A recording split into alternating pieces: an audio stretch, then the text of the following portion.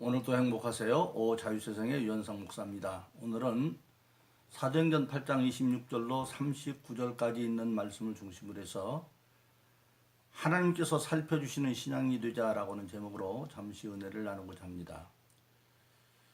우리가 신앙생활하는 모든 사람들이 성경을 살펴보면 하나님께서 그를 특별히 기억하고 좋은 신앙의 삶을 인정하면 그 사람에게는 하나님의 특별한 사랑과 축복이 주어지는 것을 우리가 보게 되어집니다. 비록 그 사람이 객관적으로 좋지 않은 환경에 있었다 할지라도 하나님 앞에 인정받는 신앙의 사람이 되어서 하나님 앞에 기억만 되어진다고 한다면 그의 삶은 환경을 초월해서 형통하고 그의 삶이 승리와 축복으로 하나님의 영광을 나타내는 삶을 이루는 것을 우리가 보게 되어집니다. 대표적인 사람 가운데 하나가 다윗이죠. 다윗은 우리가 아는 것처럼 이새라고 하는 사람의 8번째 막내 아들입니다.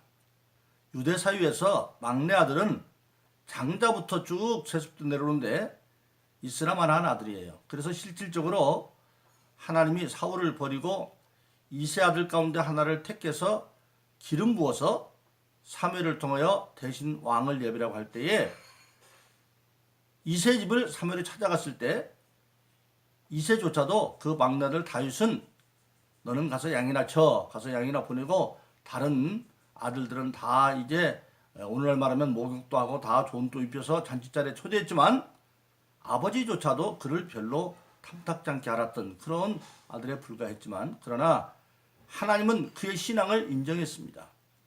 나중에 보면 그가 블레셋과 이스라엘이 전쟁할 때에 골리앗이라고 하는 블레셋의 2m 거의 30cm가 되는 거인과 싸울 때에 그가 나갈 때 신앙을 고백합니다.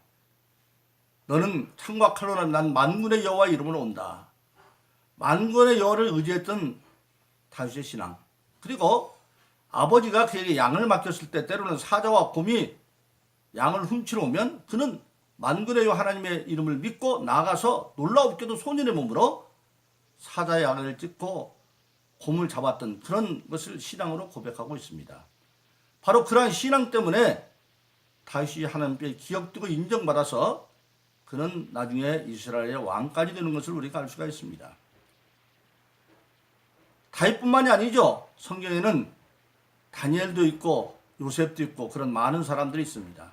그래서 오늘 저여러분들 모든 신앙생활하는 사람들은 성경을 읽으면서 우리도 다니엘이나 또는 다윗과 같이 하나님 앞에 신앙이 기억되어지는 신앙이 되어져서 우리도 예수 이름으로 승리하기를 그렇게 다 원하고 있습니다. 그러므로 저와 여러분들도 하나님 앞에 기억되는 바 신앙의 사람이 되어져서 하나님이 특별히 제 삶을 여러분들의 삶을 살펴주는 여러분 되기를 예수 이름으로 축원합니다. 그런데 오늘 본문의 말씀 사도행전 8장 26절로 39절에 보면 그런 사람이 또 한 사람 기억되어져 있습니다. 그 사람은 이방인으로서 에티오피아 나라의 여왕인 간닥의 국고를 책임지고 있는 큰 권세에 있는 내시였습니다. 오늘날로 말하면 이티오피아 나라의 재무부 장관에 해당하는 그런 사람이었는데 그가 하나님 앞에 기억된 바 사람이 되어졌어요. 얼마나 기억이 되었느냐? 초대교회 7집사 가운데 가장 활발하게 전도했던 빌립 집사가 지금 사마리아에서 안진병을 일으키고 중풍병자를 고치는 대이적 가운데 사마리아 대전도가로서 지금 활동하고 있는데 하나님의 사자가 갑자기 그 빌립에게 야, 너 지금 이 사마리아 떠나서 예루살렘에서 가사로 가는 광야 쪽으로 빨리 가. 그렇게 특별 명령이 떨어졌어요. 사마리아에서 그 많은 전도 활동을 활발히 하고 있는 빌립에게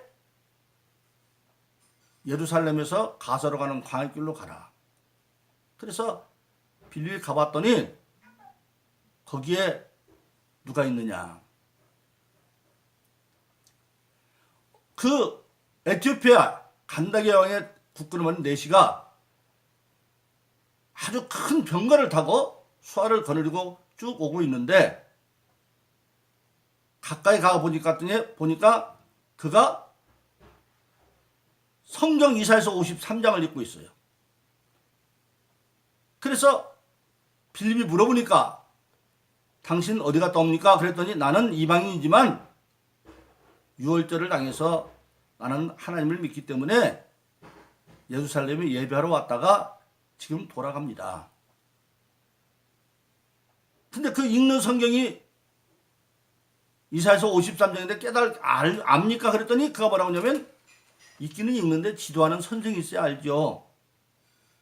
그러니까 그 자리에서 바로 빌립 집사가 이사야서 53장은 우리가 잘 아는 것처럼 예수님이 메시아로 오실 것에 대한 고난의 예언서죠. 그래서 이사야서 53장에 성경 어떻게 되어 있습니까? 저가 사지로 가는 양과 같이 끌렸고 털 깎는 자 앞에 어린 양같이 잠잠하였으니 입을 열어 대답하지 아니하였도다. 그가 생명이 땅에 빼앗겼습니다. 라고 하는 즉 예수님의 순환에 대한 예언서였는데 그걸 읽고 있어요. 근데 지도하는 선생님 없어 모르겠다. 그러니까 빌립이 그때부터 거기서 시작해서 성경을 풀어 설명하고 바로 그분이 예수 메시아다라고 하는 걸 전하자 그가 그 자리에서 가다가 물을 만나니까 나 예수 믿습니다. 내가 물이 있는데 뭐 세례받기를 꺼리겠습니까? 그래서 세례를 받고 구원받은 기록이 여기에 나와 있습니다. 이 에티오피아 내시가 어떻게 해서 그렇게 하나님의 특별하게 기억된 바 되어져서 구원받고 그리고 그가 에티오피아 돌아가서 현재 에티오피아 가장 대부분의 국민들이 개신교를 믿는 기독교 국가가 되어 있습니다. 그 사를 감당하는 겁니다. 첫째로 에티오피아 내시는 비록 이방인이었지만 예배를 사모하는 사람이었습니다. 그래서 예루살렘에 와서 예배하러 왔다가 돌아간다고 말하고 있어요. 신앙의 출발은 예배입니다. 구약이나 신약이나 마찬가지죠. 구약에서도 보면 이스라엘에 태어났지만은 여호야김 왕 때 그가 왕이 하나님 앞에 바로 쓰지 못함으로 바벨론의 전쟁에서 져서 포로손을 끌려가는 다니엘이라는 소년이 있습니다. 그가 바벨론에 끌려갔지만 몸은 끌려갔지만 신앙은 타락하지 않아서 바벨론 왕이 그 다니엘이나 그 세 친구가 있는데 머리가 영재니까 잘 가르쳐서 큰 관리를 삼으려고 왕이 먹는 음식으로 다 주는데 그 왕이 먹는 음식을 보니까 고기고 다 제사 음식들이에요. 그러니까 다니엘이 환관한테 말하죠. 우리는 채소만 먹겠다. 그러니까 환관이 야 하나님 함께해서 그 마음을 들어주고 싶은데 만일 그러다가 내가 고깃값 다 떼먹었다 하면 내가 죽으니까 안 돼. 그러니까 다니엘이 열흘 동안 시험 한번 해봐서 우리는 채식만 먹고 다른 소년들은 고기를 먹는데 우리의 혈색이나 모든 게 나쁘면 우리가 고기를 먹겠지만 아니면 우리 먹게 해주세요. 채소 먹게 해주세요.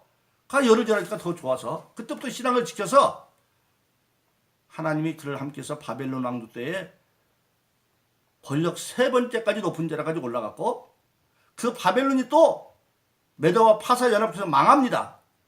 망하고 나는데 그 메대 나라의 왕 다리오가 바벨론을 멸망시켰으니까 객관적으로 보면 다니엘도 멸망시킨 나라의 고위직 3위에 있었으니까 그도 죽거나 노예가 돼야 되는데 그렇지 않았어요. 하나님 함께 하니까 다리오 왕이 그 점령한 나라를 120개 도로 나누어서 방백을 세우고 그리고 크니까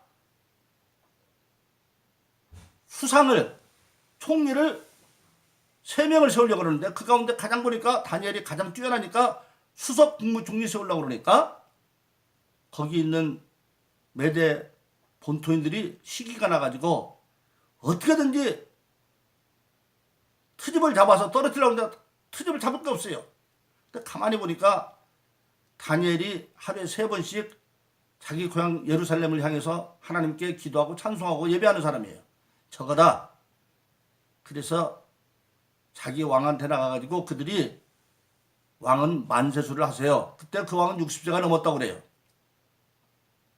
우리가 앞으로 열흘 동안, 한 달 동안은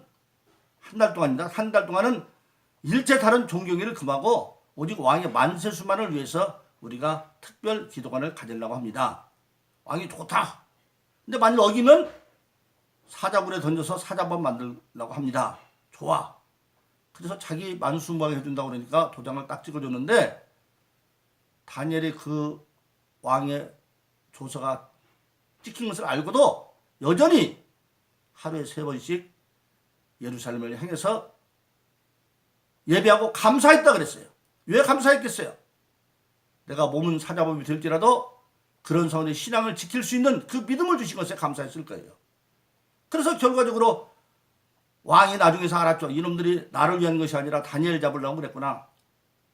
그런데 한번 도장을 찍으면 어쩔 수 없어서 다니엘이 사자굴에 던져집니다. 밤새도록 왕이 금식하고 잠을 뜬 눈으로 세우고 새벽에 가자마자 막 부르짖어 말합니다.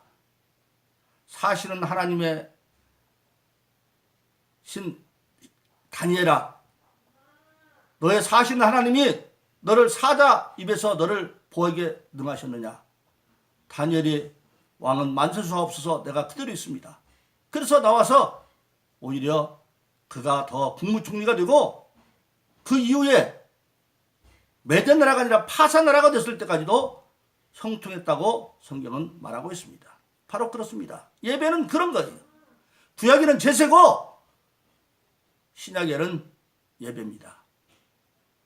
그러므로 신약 성경도 예수님께서 말씀하고 있습니다. 요한복음 4장에 보면 하나님은 신령과 진정으로 예배하는 자를 찾는다. 그런데 바로 이 내시는 그러한 예배하는 사람이었어요. 두 번째로 그는 하나님의 말씀을 사모하는 마음으로 보는 사람이었어요. 광야길을 가면서도 성경을 읽고 있어요. 이해하지 못해도 우리 인생은 근본적으로 광야길을 가는 삶인데 그 광야길에서 우리가 무엇으로 인생의 해답을 찾아야 되느냐? 하나님 말씀입니다. 특히 예수 믿는 저와 여러분들은 더 그렇지요. 구약성경 호세아서 4장 6절은 내 백성이 나를 아는 지식이 없어서 망한다. 하나님으로부터 복받는 자는 시편 1편에 보면 주야로 하나님 말씀을 묵상하여 사는 자다. 그는 자기 모든 것에 해답을 성경에서 찾으려고 했던 그런 사람이었기 때문에 하나님 특별히 그를 기억해 줬고 마지막에 그는 결단력이 있는 사람이었어요. 빌립을 통해서 겸손하게 성경을 모른다고 말하고 지도받고 난 뒤에 바로 자기가 읽는 성경 이사야서 53장이 털 깎이는 양처럼 잠잠에 꼭 끌려가서 땅에 생명을 빼앗겼다는 그 메시아인 걸 알고 물을 만나자마자 내가 물을 만나는데 세례받기를 무엇을 주저하겠느냐. 그는 그렇게 말하고 있습니다. 여러분, 그 당시 초대교회에서 신앙의 출발은 어디였습니까? 사도행전 2장 38절에 보면 베드로의 설교를 듣고 회개하는 자들에게 너희가 각각 회개하여 예수 그리스도 이름으로 세례를 받고 죄사함을 얻으라. 그러면 성령을 선물로 받을 것이다. 세례가 필수 관문이었습니다.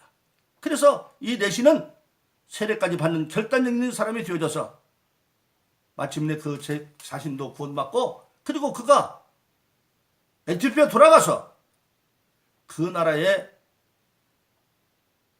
기독교를 퍼뜨림으로 말미암아 지금 에티오피아가 기독교국가 되어 있는 것을 우리가 알게 되어지는 것입니다. 사랑하는 바로 그렇습니다.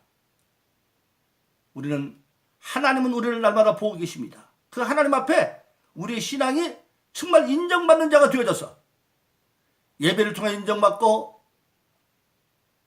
말씀을 상고하는 것에 인정받고 옳다 생각하면 결단 있게 세례받은 것처럼 실천적인 신앙력을 가져서 저와 여러분들도 다윗이나 다니엘이나 그리고 여기 나오는 에티오피아 내시처럼 하나님 앞에 좋은 신앙으로 기억받아져서 기억되어져서 하나님이 살펴주시는 그런 신앙이 되기를 예수 이름으로 축원합니다. 오늘도 행복하세요. 오 자유세상의 유현상 목사였습니다. 감사합니다.